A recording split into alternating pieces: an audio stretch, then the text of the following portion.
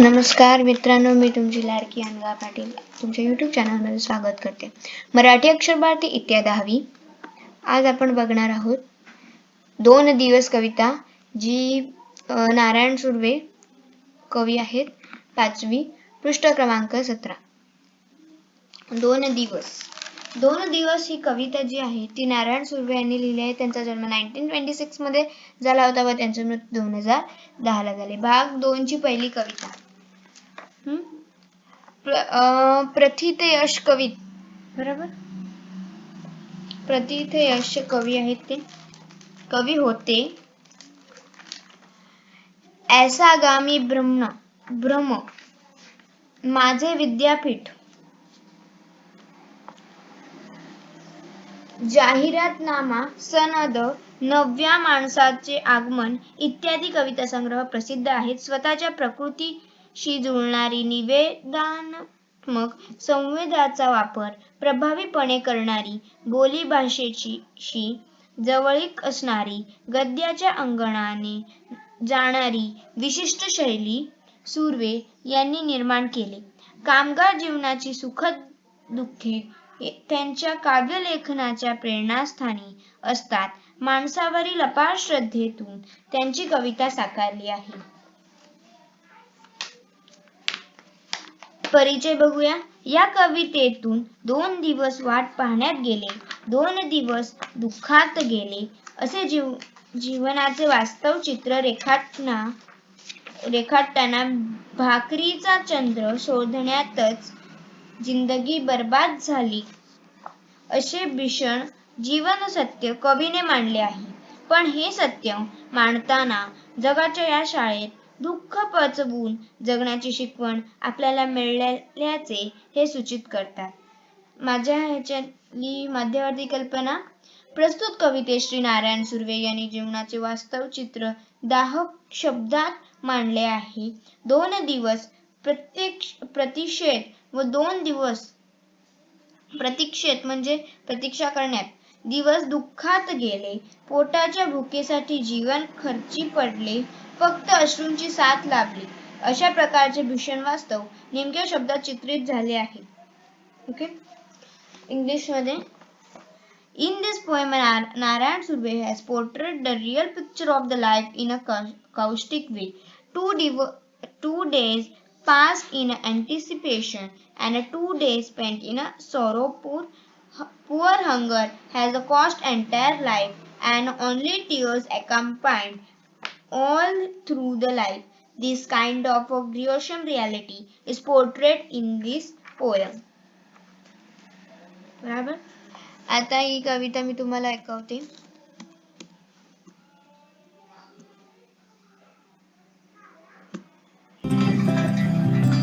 दोन दिवस वाट पाहण्यात गेले, दुःखात गेले. हिशोब करतो आहे आता किती राहिली डोळीवर उन्हाळी.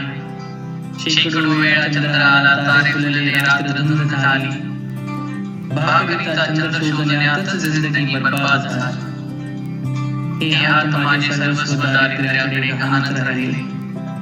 कधी माना उंचावलेले, कधी कलम झालेले पाहिले. हर घडी अश्रू वाळविले नाही, पण असे क्षण आले तेव्हा अश्रूच मित्र होऊन सहाय्यास धावून आले. दुनियेचा विचार हर घडी केला, अग जन्मय झालो दुःख पिलावे कसे, पुन्हा जगावे कसे याच शाळेचे. जोतपट्टी शिकावे बोलात तसे आयुष्य छान शेकडे. 2 दिवस वाट पाहण्यात गेले, 2 दुःखात गेले.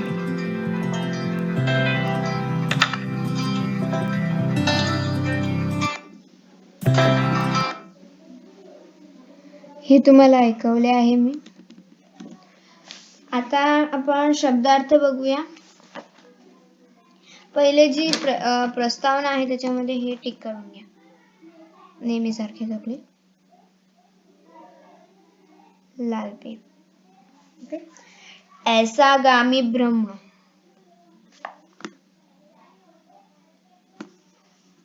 माझे विद्यापीठ, जाहीरनामा, सनद, नव्या माणसाचे आगमन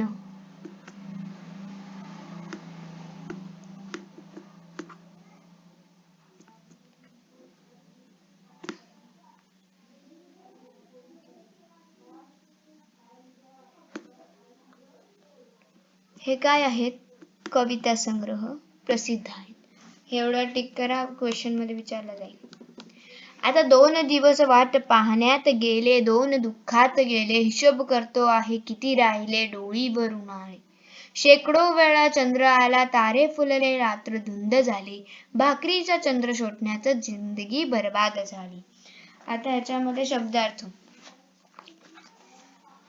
ह्याच्यामध्ये तर सिम्पली तुम्ही बघू शकता पॅराग्राफ कितीचं काय किती पॅराग्राफ आहे. हा पहिला पॅराग्राफ आहे येलो वाला. ओके, त्यामध्ये मी आता तुम्हाला शब्दार्थ सांगते.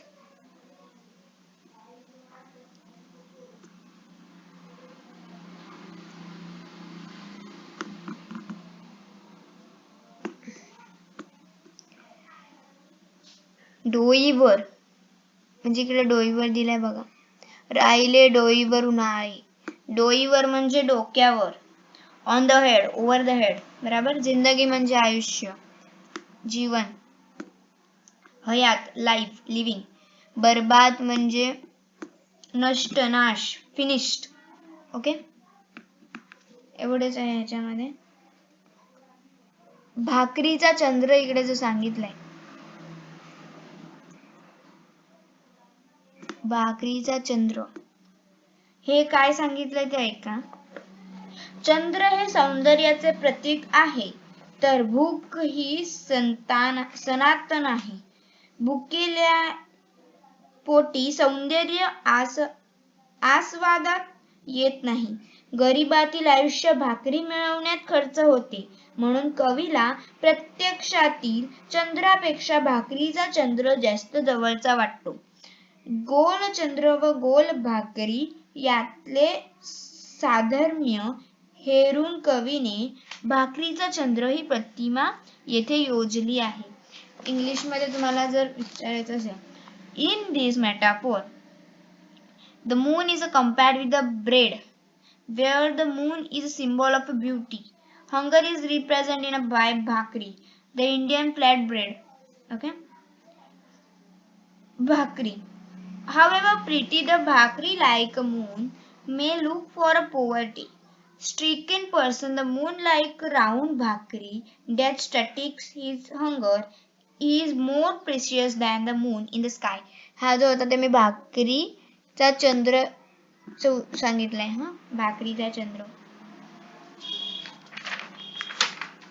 आता ह्याचं मी भावार्थ बोलते.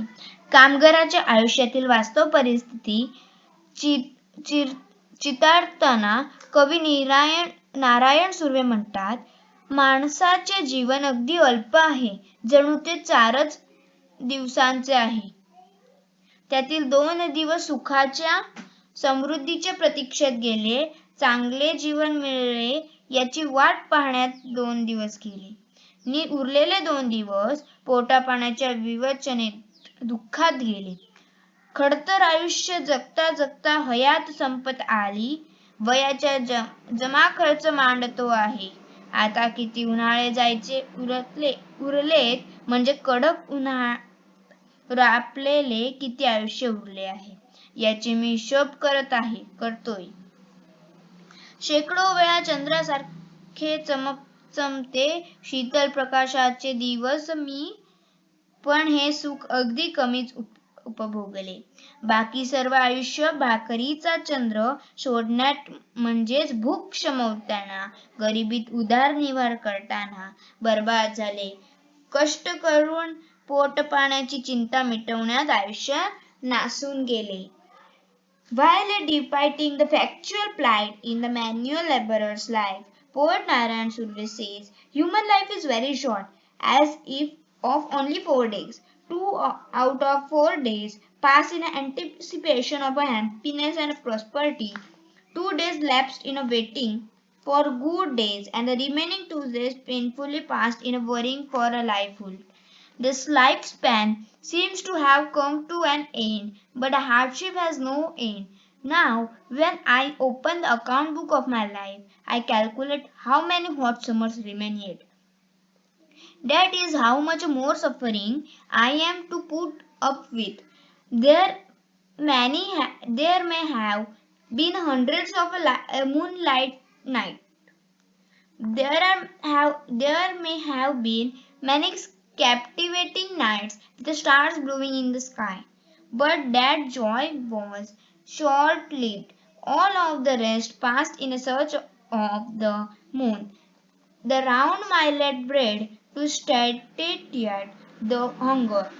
The entire life was ruined in the struggling to make the both ends meet, in a fighting poverty and in a worrying about a tomorrow.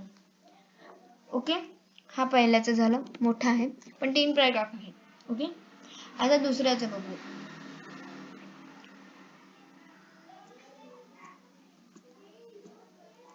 हे हात माझे सर्वस्व दारिद्र्याकडे गहाणच राहिले, कधी माना उंचावले, कधी कलम झालेले पाहिले.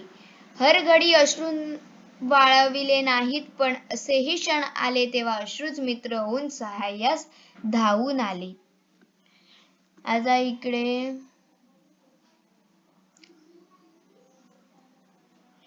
हे हात माझे. ओके, सर्वस्व.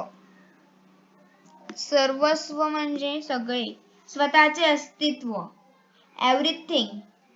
ओके, दारिद्र्य म्हणजे गरिबी, गरीब, दैन्य, पॉवर्टी. गहाण म्हणजे तारण. गहाण म्हणजे तारण. Put down. उंचावलेले. उंचावलेले म्हणजे उभारलेले, रेज्ड. हर घडी, प्रत्येक वेळी, एव्हरी टाइम, एव्हरी मोमेंट. वाळविलेले म्हणजे सुकवले, ड्राईड अप. सहाय्यास, मदतीला. ओके, कलम झाले, हे जे आहे कलम झाले.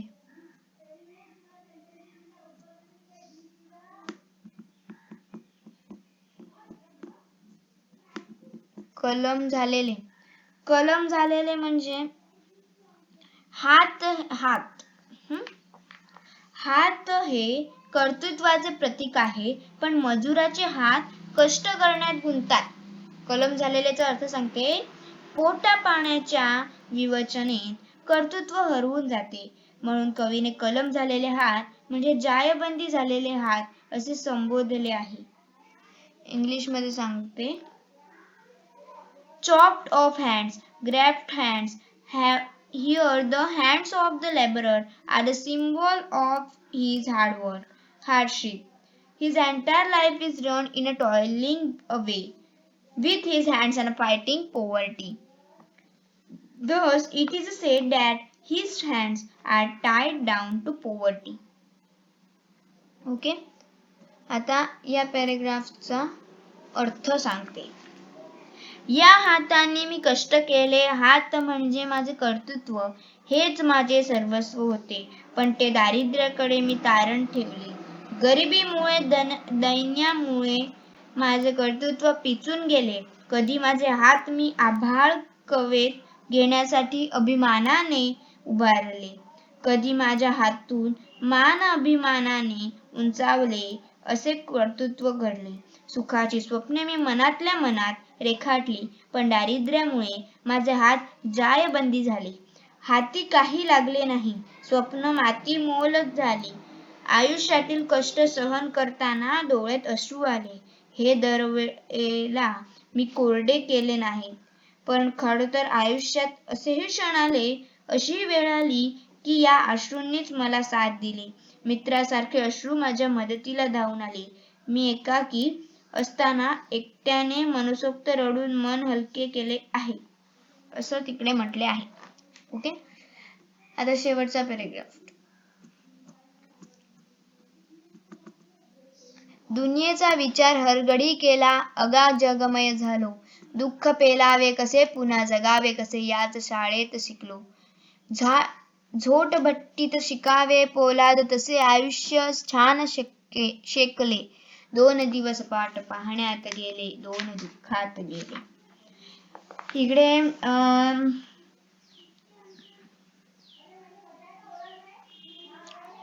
अगा म्हणजे असा,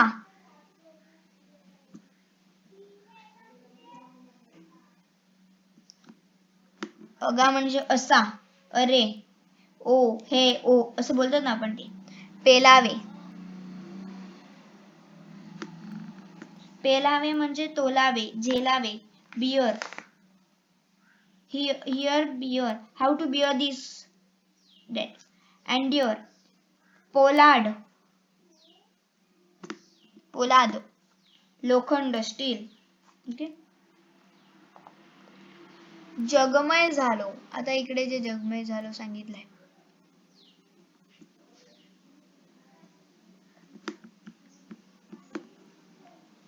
जगमय, जगमय झालो सांगितलंय बरोबर. तर दुनियेतील माणसांची दुःखे आपलीशी केली हे सांगताना कवीने जगमय ही संकल्पना वापरली आहे. Absorbed in the world around, the concept of the being full of empathy towards the agony of a people around a society on the whole. नंतर झोटभट्टीत, झोटभट्टीत, झोटभट्टीत म्हणजे कारखान्यात लोखंड तपासण्यासाठी वितळवण्यासाठी प्रचंड ऊर्जेची भट्टी असते, त्यास झोटभट्टी म्हणतात. A furnace and an enclosed structure in which a metal can be heated to a very high temperature. आता मी जे हातांचं ते वालं नाही सांगितलं, सांगते.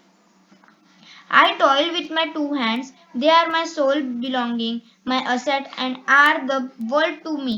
हे लास्ट पहिल्याचं इकडचं राहिलेलं आहे ते सांगते इंग्लिश मधलं. But I pawn them to poverty. My poverty pays consumption in a pair of pens and a pair of sheets. At times I raised my hands to embrace the sky with pride, and occasionally my hands made me proud of their achievement. I kept stretching dreams of an influence in mind, but my hands were handicapped by poverty. My hands remained empty. My dreams were shattered, and when the toiling became unbearable, my eyes were filled with tears, which I did not wipe out. Yet some moments were such when tears became my companions. They rushed to soothe me. When I was lonely, I relieved my mind by weeping profusely. Okay. आता जे आपण last वाचतोय. दुनियेचा विचार हरघडी केला, अगाध जगमय झालो, दुःख पेलावे कसे, पुन्हा जगावे कसे, याच शाळेत शिकलो. झोटभट्टीत शिकावे पोलाद, तसे आयुष्य छान शेकले. 2 दिवस वाट पाहण्यात गेले, 2 दुःखात गेले. ह्याचा अर्थ असा होतो, मी कधीही एक लोखंड्यासारखा फक्त स्वतःचाच विचार केला नाही, मी कधी स्वार्थी झालो नाही, मी या जगाचा, समाजातील माणसाचा विचार केला, त्याची सुख दुःखे आपली मानली. मी जगमय झालो, दुःख कसे झेलावे, कसे तोलावे, हे कसे सहन करावे, निधीर धरून पुन्हा कसे जगावे, हे मी अनुभवाच्या शाळेत शिकलो. कारखान्याच्या झोटभट्टीत जसे पोलाद शेकते, तसे मी माझे आयुष्य शेकून घेतले. बऱ्या वाईट प्रसंगातून, आगीतून मी तावून सुलाखून निघालो. 4 दिवसांचे अल्पेसे आयुष्य जगताना 2 दिवस सुखाच्या प्रतीक्षेत गेले, वाट पाहण्यात खर्ची घातले आणि उरलेले 2 दिवस दुःखात काढले. Still I did not think of myself alone. I did not become selfish. I cared for others and for society as well. I shared their happiness and sorrow. I became absorbed in the world around. Right here in the school of experience, I learned to bear sorrow, to sustain and suffer pain. Just as the steel is heated in the furnace, so I baked my life. I emerged out and facing the tests and trials of a life. That's how I led my short life of 4 days 2 days spent in expectancy of happiness and remaining 2 in enduring sorrow. आज आपल्या एवढं झालं आहे. ही जी कविता आहे ती ऐसा गामी ब्रह्मा ह्याच्यातनं घेतली आहे. आता मी सांगितल्याप्रमाणे कवितेचे कवी कोण आहे? कवितेचे कवी कोण आहेत? नारायण सुर्वे. कवितेचा रचना प्रकार काय आहे? मुक्त शैली, विधानात्मक. लिहून घ्या. कवितेचा काव्यसंग्रह ऐसा गामी ब्रह्मा. कवितेचा विषय कामगारांच्या आयुष्यातील वास्तव परिस्थितीचे चित्रण. विषय तुम्हाला इकडे पण भेटते. कवितेतून व्यक्त होणारा स्थायी भाव प्रतिकूल परिस्थितीवर मात करून जीवन जगण्याचा निर्धार. नंतर कवितेची मध्यवर्ती कल्पना कामगार जीवनाचे वास्तव चित्र दाहक शब्दात व्यक्त केले आहे. 2 दिवस सुखाच्या प्रतीक्षेत आणि 2 दिवस वास्तवाच्या चटके खात दुःखात गेले असे खडतर परिस्थितीत ही कर्तृत्व करण्याची उमेद ठेवावी. कवितेतून व्यक्त होणारा विचार कामगारांचे जीवन विवंचनेने भरलेले असते. दारिद्र्य व प्रतिकूल इकडे आहे काही जागेवर असते काही नसते. दारिद्र्य व प्रतिकूल यांनी खचलेले असते. सुखाच्या प्रतीक्षेत दुःखच वाट्याला येते. तरीही उमेद न हारता स्वकर्तृत्वाने परिस्थितीवर मात करावी हा विचार मांडला आहे. आता जर तुम्हाला विचारलं जाईल थांबा कवितेतून मिळणारा संदेश जीवन कितीही प्रतिकूल व खडतर असले तरी स्वकर्तृत्वावर विश्वास ठेवावा. प्रयत्नाने जीवनातील दाहकतेवर मात करता येते. जीवन सकारात्मक जगण्याची ऊर्जा ही कविता देते. तसे मानवी निर्धार व आशावाद हे तत्व मनावर बिंबलेले जाते. आता तुम्हाला विचारलं कविता आवडली का? आवडली तर त्याचे कारण काय ते सांगा. तर मला आवडली आहे कविता असं मी सांगणार असेल तर काय लिहिणार? थेट शब्द कळेतून कामगाराविषयीचे दाहक चित्रण केल्यामुळे कविता मनाला भिडते. कामगार जीवनाच्या खडतरपणाचा प्रत्यय अनुभवात येतो. कामगार जीवनाविषयी सहृदय जागृत होते. जीवन समजून घेण्याची ओढ निर्माण होते. अशी प्रगल्भ जाणीव मनात निर्माण करणारी ही कविता आवडली. Okay, thank you for watching.